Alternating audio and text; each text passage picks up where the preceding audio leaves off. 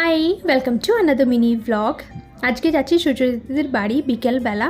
যাওয়ার সাথে সাথে দিদি বানিয়ে দিল ঝালমুড়ি। আহা হা, টাটা টাটা করে দাও, করে দাও, বাই করে দাও।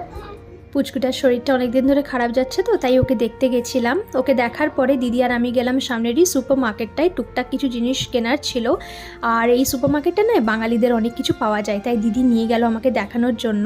একটা ছোট্ট সিংহাসনও দেখলাম, ভাবলাম ওটা নেব। আজকে নিলাম না, অন্য দিন এসে নেব।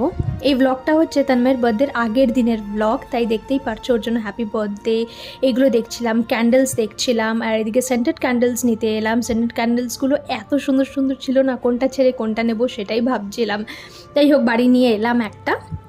আর আমাদের বিল্ডিংয়ের রিসেপশনটা দেখো, নতুন রেনোভেট করেছে, কি সুন্দর লাগছে না বিল্ডিংয়ের রিসেপশনটা দেখতে। ভাবলাম তোমাদের সাথেও শেয়ার করি। ভালো থেকো, সুস্থ থেকো, টাটা।